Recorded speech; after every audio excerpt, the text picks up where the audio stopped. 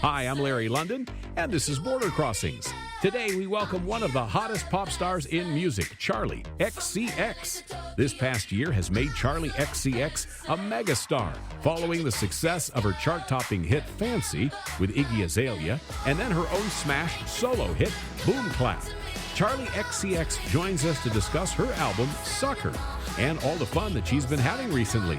If it's hot and it's happening, then it's here on Border Crossings.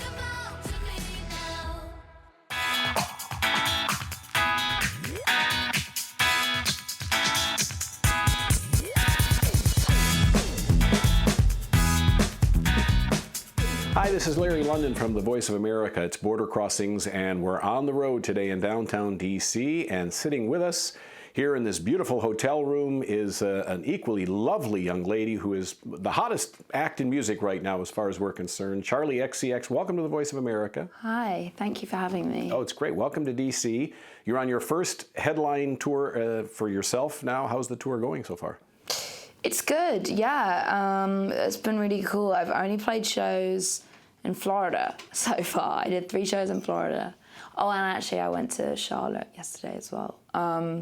But yeah, so it's still the beginning, but it's really been great. Like, it's been really good. A lot of the shows are sold out, so I'm having a good time. Mm-hmm. And you started as a writer. I mean, I'm not sure to call you a singer, songwriter, singer. Where did you, see yourself? I actually started as an artist. I was signed when I was 16 to Atlantic Records as an artist, and I put a record out called True Romance, and then I wrote a song for a band called Pop called I Love It. And I think because obviously that song was so big and was a lot bigger than my record, people think I'm a songwriter, but I actually am predominantly an artist. Mm-hmm. Yeah. And I know that you co-wrote Fancy with Iggy Azalea, and that song was, the hugest hit of the summer around the world, and now Boom Clap is doing very, very well, the first song off your upcoming debut album, which you wrote.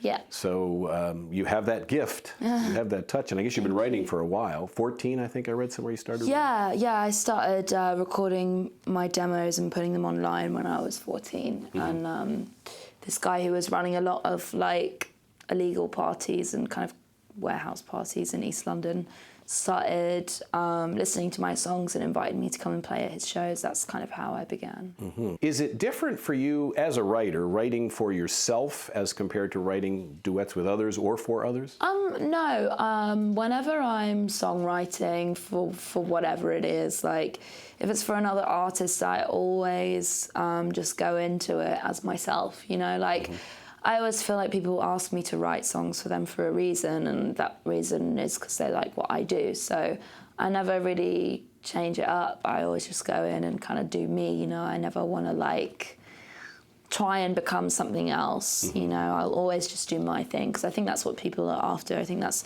why people invite me to sessions, Mm-hmm. So if you could define who you are, your sound, what would you, because some critics have said you're influenced by punk. Yeah. Some people say it's the dance pop sound. Where do you feel most comfortable fitting in? Well, I make pop music for sure. That's what it is. I've always tried to make pop music. Even with my first record, I saw that as being something that was very pop, even though I think it was considered as something a lot more alternative. I take a lot of inspiration from different areas of music, for example, Sucker, the record that I'm about to put out, is definitely inspired by elements of punk music, bands like the Vibrators, the Sex Pistols, and then also the Ramones and Bow Wow Wow, But I make pop music for sure. That's what the outcome always is. So pop with an edge. And the album Sucker, you have, I guess you worked with several artists. Weezer is among. Yeah, I worked with Rivers. We did a song together called Hanging Around.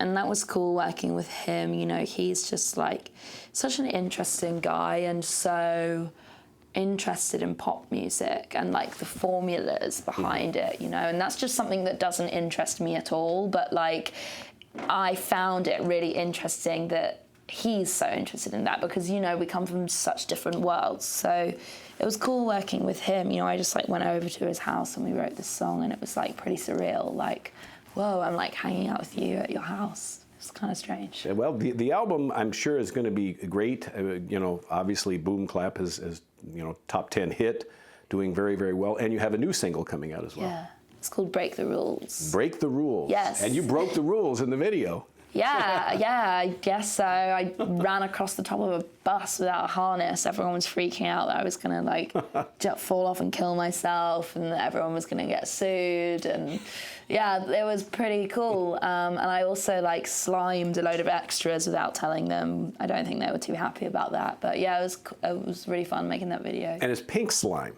Yes, yeah, so kind of a Carrie reference, but not quite. And I think you have a Barbie and a pink reference to your tour as well. You know, right now.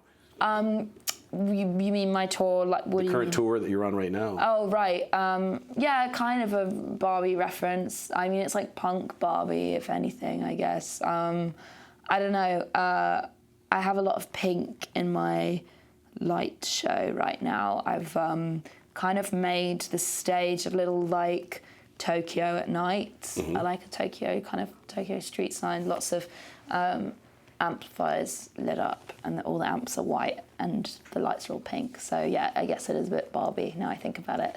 I mean, it's happening pretty fast. Yeah, well, I mean, for me it feels like not fast at all, because I guess, you know, I've been doing this since I was 14, but it definitely has been like a very intense year, and it's really cool, you know. I've got to do some awesome things this year, from like working with some really amazing people to like dressing up as a cheerleader with Iggy and like performing on stage at the Billboard Awards. You know, it's been pretty cool. Mm-hmm. Now, she owes you a favor now. I mean, you wrote a nice hit for her and contributed to her album, so is she going to make an appearance on your album, or? She's not going to make an appearance on this record, but we've definitely like got a few more things that we've worked on that both of us are a part of. So who knows? Someone might hear something in the future. And I know you're going to be working with Katy Perry too. I mean, you're going to be on her tour. Right. In February, starting in Spain, and then you're going to go all throughout Europe. Yeah, I'm very excited about that. Like, I've toured with a lot of people, from like Coldplay to Paramore to Ellie Goulding, but like, I've never done like a big, like pop tour, you know. And Katy is definitely that, and she knows how to put on a show, and like the stuff she does is crazy. So I'm very excited to be a part of that tour. I think it's going to be really fun. I'm very happy that she invited me to join her. Any possibility you might collaborate with her on something? Who knows? I mean, I don't know. Like, no plans as yet, but she's cool. Like, I think she's a very talented songwriter, actually. So who knows? Maybe. Now, what's for you the biggest difference between performing in Europe and then coming to America? I mean, the reception, the fans' reactions. What have you noticed been the big difference? I feel like my fans are kind of crazy and cute worldwide. So they both know how to party. That's for sure. And I don't know. Like, I don't know what the difference is. Like, I think Charli XCX fans in general are kind of like a unit, and they all kind of like a lot of the same things, and kind of like they're all pretty cool people. Like, I can't really think of too much of a difference. For me, when I'm touring, it's mainly just like when I'm in America, I just eat like burgers every day. Fried chicken. Fried chicken, yes. Ketchup. Oh, my favorite. Yeah. So why did you pick Charli XCX? I mean, your name is lovely. It's beautiful, Charlotte. I mean, that's a beautiful name. So what made you decide you wanted to... I think it was a bit too girly for me. I'm a little bit of a tomboy. So I changed my name to Charli. Like, my parents always called me Charli as well. And XCX, that was my like online chat name. Very internet of me. So yeah, it just stands for Kiss Charlie Kiss, so I kept it. And you talked about your fans. Do you have a name for fans of Charli XCX? Yeah, they're called the Angels, as in Charlie's Angels. Oh, that's great. Yeah, that's excellent. And you have also, people have said, in describing you, goth. That's a word that comes to mind. Would you agree or disagree with that? I think that that's a description that was kind of thrown around quite a lot at the beginning of my career when I was releasing a lot of quite dark like pop music. I had a song called Stay Away and also Nuclear Seasons, and they were definitely like very much inspired by The Cure, and also like a lot of kind of like dreamy but sad like 80s pop music like Tapao and like Martika and stuff. And I think people like, I would wear a lot of black and I think people were like, oh, she's like goth pop. Right now I don't think I'm gothic at all. Like I really enjoy like feathers and pink and like, you know, like I don't know, dressing like I'm in Jawbreaker or Clueless. So I don't know, but I do have like kind of a dark side, so maybe. Well, you know, there's a tremendous influence now from England here in the United States in music. I mean, Ed Sheeran and the list goes on, One Direction and yourself included. So, I mean, this is a great time to be from England and in pop music, because you guys kind of control the charts right now in the United States and around the world for that matter. Yeah, yeah, it's cool. I see a lot of like Brits around in the States, which is pretty cool. Like, I'm very happy for Sam Smith. Actually, I must say, I think he's a very cool person with a really beautiful voice, and I'm really happy he's doing really well. He got a great reaction when he was on the MTV Awards show. Yes, he did, and he deserved it too. He was great. Who would you like to work with in the future, moving forward on your wish list of people? Sounds like Sam Smith would be on the list, but. Possibly. I don't know what we'd do together. Like, his voice is so beautiful and I'm just such a mess. So I don't know how we'd, like, construct that into a song. But, you know, I'm such a fan of his. He's incredible. Who would I like to work with? Like, I don't know. Like, I think all of my wish list is pretty unrealistic because they're either dead or just, you know, like, so next level, you know, like... From like Kate Bush, Lou Reed, R.I.P. Bjork. I mean, Gwen Stefani's like cool. I would love to do something with her. She's pretty dope. I hear some of Gwen in your music when I listen to your sound. There's a little bit of Gwen in that. A lot of people say that. Yeah, I think I just like layer my vocals a lot and I shout a lot, and I think people relate that to the way that she sings, which is cool, and you know, like very nice to be compared to someone so cool. Right, that's fantastic. Well, you got a lot of fans here. You have a lot of fans all around the world. I want to, thank you for joining us and being on the show. Favorite songs on the album? Songs we should be looking out for? Songs you should be looking out for. The title track, Sucker. That's probably my favorite. What's that about? I guess it's just like my very cynical view on the music industry. It's kind of just about that, and also like a kind of a middle finger to all the people who told me that I wasn't gonna do too good. What else?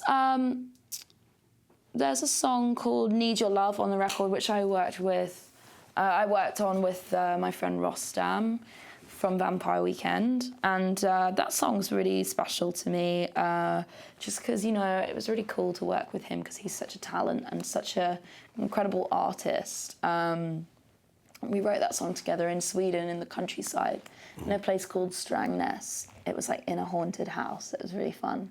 And so I really love that song. It's inspired quite a lot by like 60s girl groups.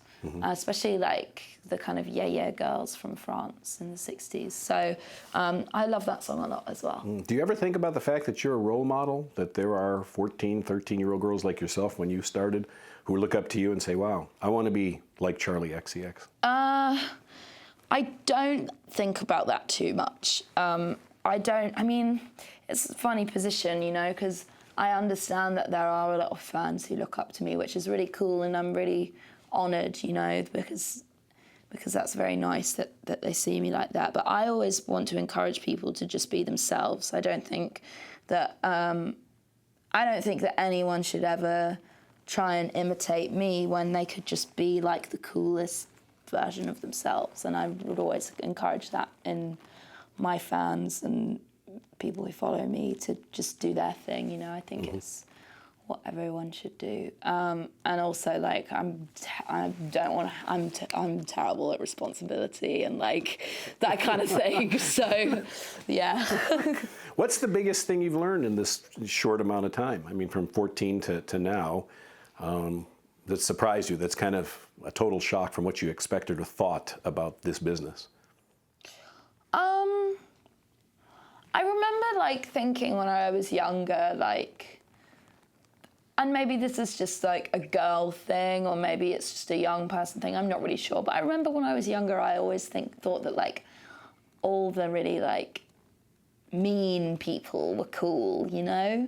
Mm-hmm. And now I just don't think that at all. I think all the like nice people are cool. And I think that's one thing that I've like really learned is that just, you know, like I think you should, in no matter what walk of life, always treat people the way you would like to be treated.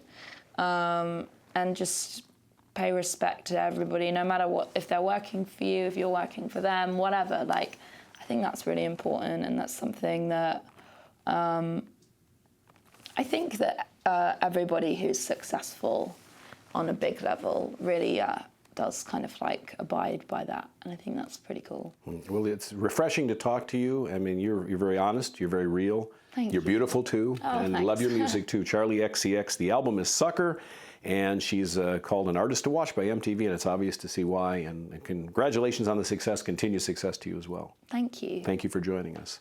This is Larry London on Border Crossings.